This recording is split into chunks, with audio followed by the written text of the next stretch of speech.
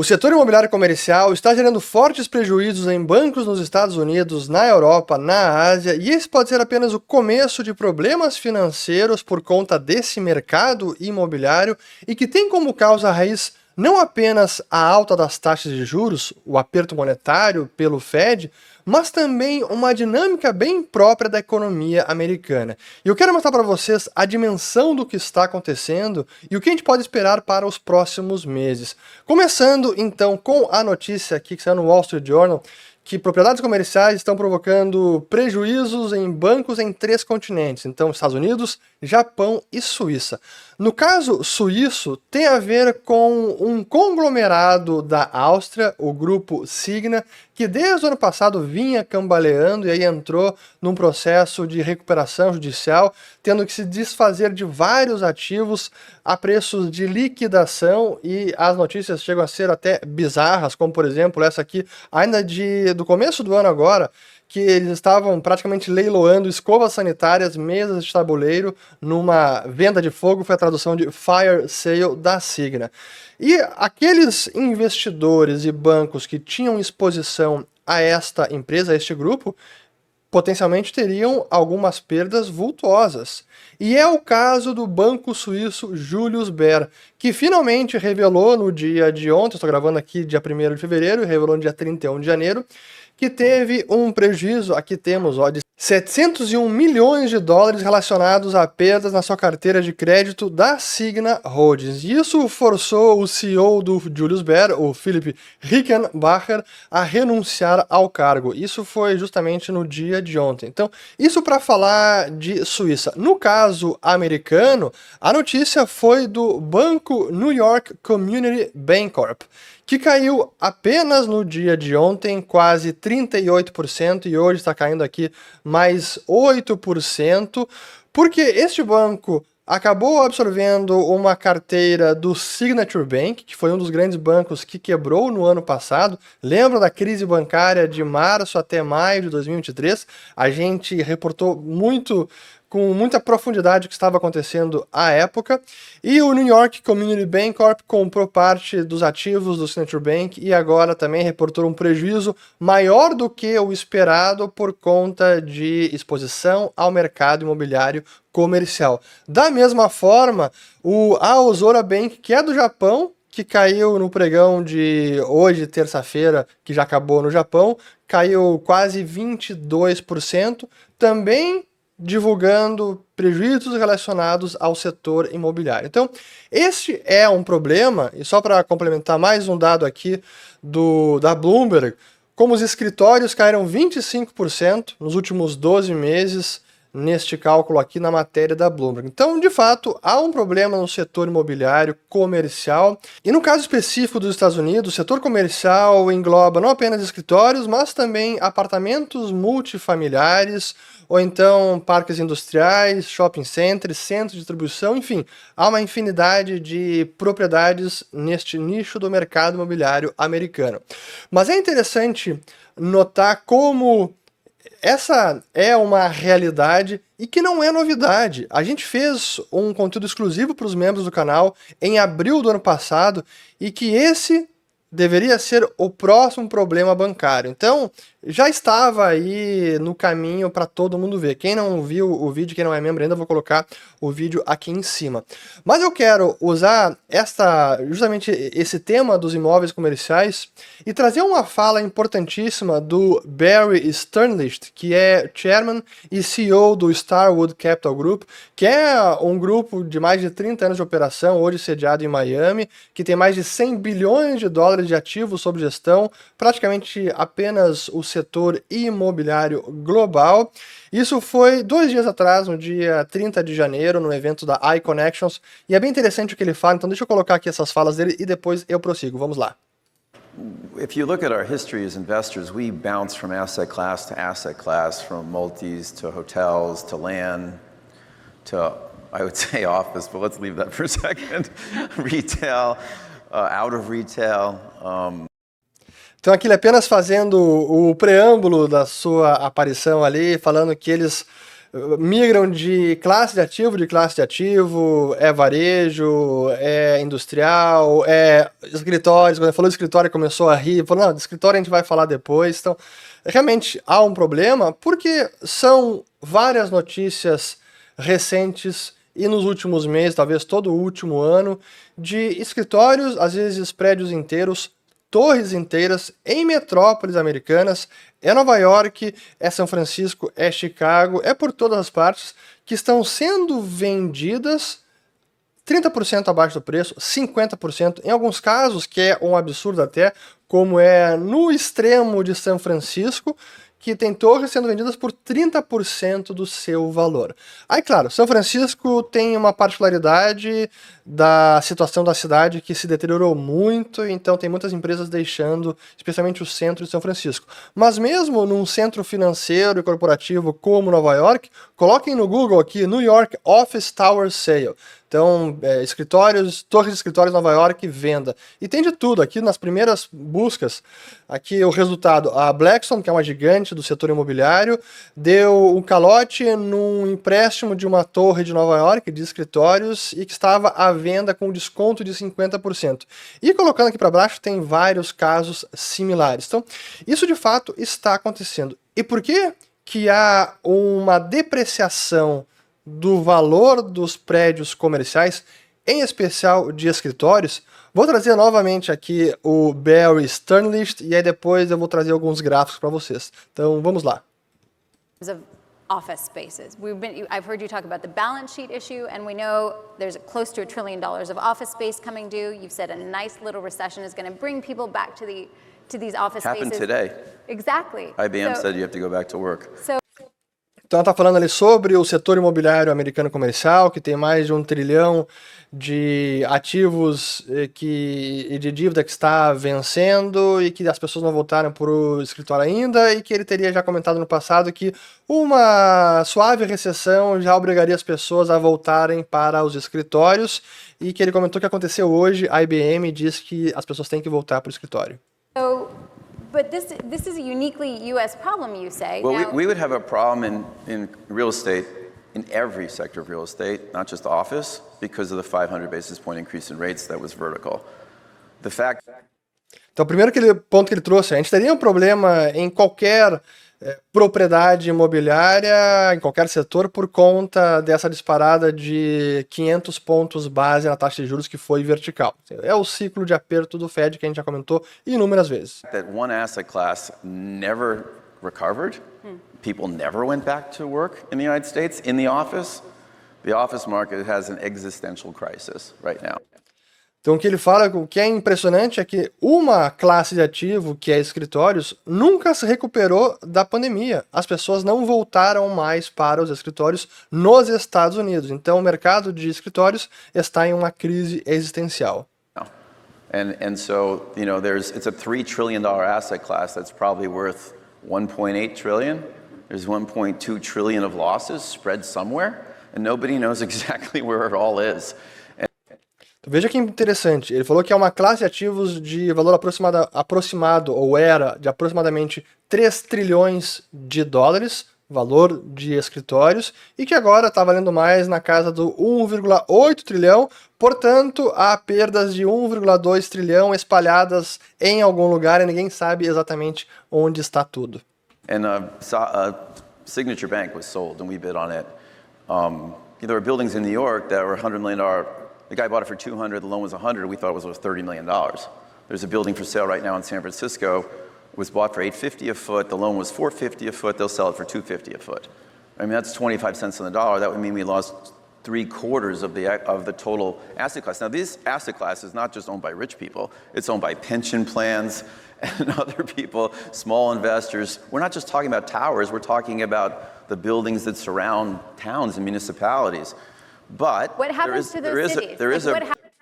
Então, ele fez aqui uma conta um pouco mais detalhada sobre o que acontece nesse setor comercial, que é comum, especialmente para investidores, e como é a empresa dele, é que muita gente, investidor financeiro, compra uma propriedade não com caixa, mas sim se alavancando. Então chega no banco, chega em outros investidores, capta a dívida, assim potencializa os retornos, especialmente naquela época que os juros estavam em zero ou próximos disso, o retorno, mesmo no setor imobiliário, era muito baixo.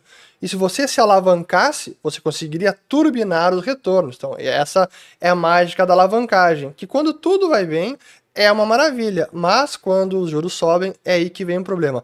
Mas só uma última parte da fala dele, depois eu vou mostrar os gráficos para vocês, que é impressionante. There is a bright spot. The office situation is a completely US phenomenon. I just was in Munich last week, and rents in Munich are up 15%. The vacancy rate in Munich is 2% for Class A.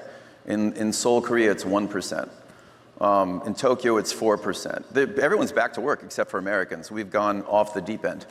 We don't show up for work, we don't apply for jobs, and we don't feel like we have to go back to the office.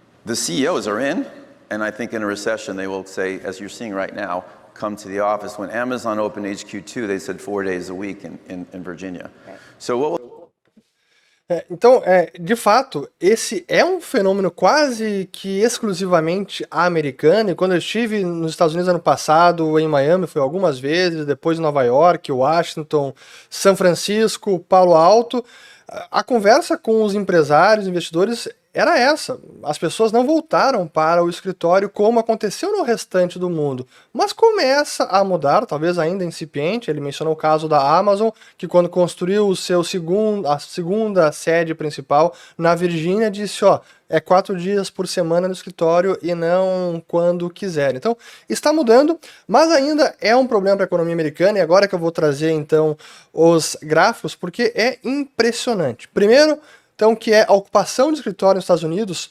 comparando com o nível pré-pandemia. Veja aqui várias cidades, Washington, Nova York, Chicago, Houston, Filadélfia, São Francisco, Los Angeles, Dallas, San José, que é ali o Vale do Silício, Austin, e aí a média. Todo mundo caiu para quase menos de 10% de ocupação do pré-pandemia lá em 2020, mas praticamente não voltou, ainda está aqui em 50%. A média está ligeiramente abaixo de 50%. Então as pessoas não voltaram. E praças como São José e São Francisco, a situação é ainda pior. E quais são os efeitos nos preços das propriedades, se agora o uso delas é muito menor, tem menos demanda, portanto o seu valor de mercado está caindo. Graças a Green Street Advisor, a gente tem aqui esse indicador de Commercial Property Price Index, então um indicador de propriedades comerciais, que mostra primeiro a variação, aqui são as barras em verde claro, a variação anual, e o valor do índice, que é a linha verde escura. Vejam que chegamos no topo, justamente ali 21, 22, uma alta de mais de praticamente 25% de alta anual, e aí depois, quando passou a cair, chegou em algum momento a cair quase 15%. Esse é o índice cheio, tudo que é tipo de propriedade, escritórios, comercial, industrial, varejo, shopping centers, etc. E agora está no patamar quase na mínima que foi ali da pandemia, já caiu do nível pré-pandemia e ainda representa uma queda de 10% em relação ao último ano. Aqui mais um gráfico, então, nos últimos 12 meses esse indicador teve uma queda de quase 10% e do pico uma queda de 22%. E veja que interessante, agora desdobrando por nicho do setor comercial. Os mais importantes aqui, que é incrível, office, 35% de queda em relação ao pico. Então, escritórios nos Estados Unidos, aqui caindo em média 35% o preço. E qual a consequência quando há uma queda de valor? É o que ele comentou antes. Aqueles investidores, proprietários, que têm um imóvel e têm um empréstimo sobre aquele imóvel, a garantia é o próprio imóvel, talvez o valor do empréstimo já seja maior do que o próprio imóvel. Então o que eu vou fazer? Eu vou seguir pagando o empréstimo? Assim, alguns estão simplesmente dando calote, como foi a notícia da Blackstone, eu reproduzo ela aqui. Então a empresa Blackstone que deu calote neste empréstimo de uma torre de escritório de Nova York que estava à venda por um desconto de 50% e não conseguiu vender. E qual é o grande problema agora, ou a consequência disso? Se os proprietários, os investidores não querem mais pagar não, ou porque não podem, ou porque não conseguem vender a um preço superior ao que seria o valor daquela dívida, o banco vai tomar o prejuízo. É o que o New York Community Bank acabou de anunciar, o que o Azora Bank do Japão também, e outros podem vir com a mesma situação. E aí, para mostrar agora o impacto dos bancos, eu novamente quero colocar uma última fala do Barry Sternlicht, e aí depois eu retorno aqui. Então vamos lá, aqui está. Second problem is the regional banks. He's blown a hole through their balance sheets. The $1.9 trillion of real estate loans in the regional banks. There's only $800 billion in the money center banks. And he blew their banks to garbage. Like, these banks are out of business. Like, they can't make money.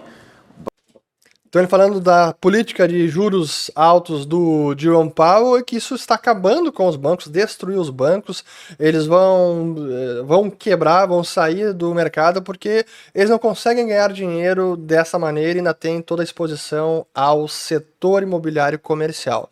Mas deixa ele prosseguir aqui. Offering us 5.5% CD rates, right? Because so they're in serious trouble and it's affecting private. There's a delay, but it's affecting business formation and lending. And if you go out to get a loan today, and we're in the business of getting loans, we borrow $30 billion a year, they don't show up. They're not even playing. Right. So the alternatives are the debt funds, which are having a field day. Então veja que importante essa fala dele, depois eu retomo aqui mais um trechinho final. Como esses bancos estão com problemas, tem uma carteira de crédito cujo valor é bem questionável de quando foram feitos os empréstimos, e agora com essa alta de juros, os bancos também têm um problema de liquidez, porque eles precisam captar pagando 5,5%, que é o que ele mencionou, nos depósitos, para investir em projetos que eles agora têm um grande problema. Então, qual é a consequência? Que os bancos não estão nem mais bidando, eles não vão nem aparecem no mercado para emprestar para empresas que precisam se alavancar ou que têm projetos para investir, querem ter alguma dívida para ajudar no financiamento, ou então dívida que está vencendo e eles precisam rolar ou refinanciar. E esse é o grande problema, a rolagem dessas dívidas, o refinanciamento de dívidas passadas, que esses bancos não querem mais fazer porque não tem mais espaço no balanço, e aqueles que gostariam de se refinanciar também não querem pagar 5,5% ou mais agora. Então mudou completamente a figura. Deixa eu voltar aqui a última fala dele e aí eu encerro e trago os últimos gráficos para a gente concluir esta ópera. Because we go out send 128 books out to refinance a building that's 100% leased for 10 years in Nashville, and you get 4 bids and they're all from debt funds. No banks, not one. And the debt funds want 500 over, which is 10% money, which means your building isn't worth a 10 yield anymore, or 6 yield, or 5 yield, whatever you paid for it. So he's going to have the next crisis if he doesn't lower rates is a serious mess in the capital markets and real estate. Então veja que interessante, que é o que acontece justamente no momento em que o ciclo vira, todo mundo fica muito mais precavido, especialmente os bancos. Então ele citou o exemplo agora que eles têm um prédio em Nashville que está totalmente alugado por 10 anos e ele precisa refinanciar e mesmo assim não consegue nenhum banco para emprestar dinheiro. Os bancos agora estão ultra cautelosos e é o problema desse momento do ciclo. Antes era o oposto. Quando o ciclo ia bem, o mercado se expandia, juros em zero, eles emprestavam até para quem não precisava ou para quem não se deveria emprestar. E agora está chegando o momento. E aí, para concluir então alguns gráficos mais do setor bancário agora, esses são os empréstimos comerciais, empréstimos para imóveis comerciais que tiveram ali um pico de crescimento justamente em 21, 22, aqui é crescimento anual, isso expandiu a carteira de crédito para o setor imobiliário comercial, mas o problema é que a maior parte desses empréstimos, que chega a quase 3 trilhões, aliás, é mais do que isso até, eles estão nas mãos de bancos menores. Então, os chamados CRE Loans, Commercial Real Estate Loans, empréstimos de setor imobiliário comercial, quase 70% está nas mãos de bancos regionais e bancos menores. Aqui está, então, os 3 trilhões exatamente era o dado que eu tinha em mente. E quem são bancos menores? São bancos como os que a gente viu no ano passado que acabaram falindo. Então agora temos esse potencial risco no setor bancário americano. É por esse motivo que o Fed está bem atento e segue provendo liquidez emergencial, ao mesmo tempo em que ele reduz os juros, aliás, reduz o seu balanço, vendendo ativos para o mercado, o chamado Quantitative Tightening, QT, aperto quantitativo. Ele mantém os juros elevados, ele também empresta liquidez por outra torneira de liquidez, porque os bancos precisam. Mas é um problema que está se desenrolando. E há mais duas notícias, e aí nós encerramos aqui, de os grandes emprestadores que estão tentando um resgate fora desses empréstimos comerciais por conta do total de dívida que está se amontoando, cerca de 2,1 trilhões de dólares de empréstimos que vão vencer agora entre 2024 e 2025. Então essa é a montanha de dívida que vence, e o quanto disso que será inadimplido não se sabe. E aqui temos uma estimativa do Wall Street Journal que espera que em 2024 a inadimplência aumente para 8% e ano que vem mais ainda. Então, esse é um problema não em gestação, ele foi gestado lá atrás, no meio da pandemia, daquela fartura de crédito. Agora estamos colhendo as sementes que foram plantadas então. E para os próximos meses, então, a gente pode esperar mais notícias como essas, bancos menores sofrendo com perdas na carteira de crédito imobiliário comercial, alguns desenvolvedores, incorporadores que não querem mais repagar os empréstimos, estão desovando as suas propriedades. Então, é um mercado imobiliário ainda bastante fragilizado, que não se recuperou, como o Barry Sternlicht falou. É uma classe de ativo que ainda não se recuperou, e agora resta saber por quanto tempo o Fed vai manter os juros nesses patamares. Mas mesmo que ele não reduza, o que significa maiores dificuldades para esses bancos, ainda assim ele vai manter os bancos vivos com linhas de liquidez emergenciais, como a gente viu no passado. Não nos enganemos, foram 3 das 4 maiores falências bancárias da história americana. As 3 aconteceram entre março e maio do ano passado. E agora, outras podem vir por causa do setor imobiliário comercial.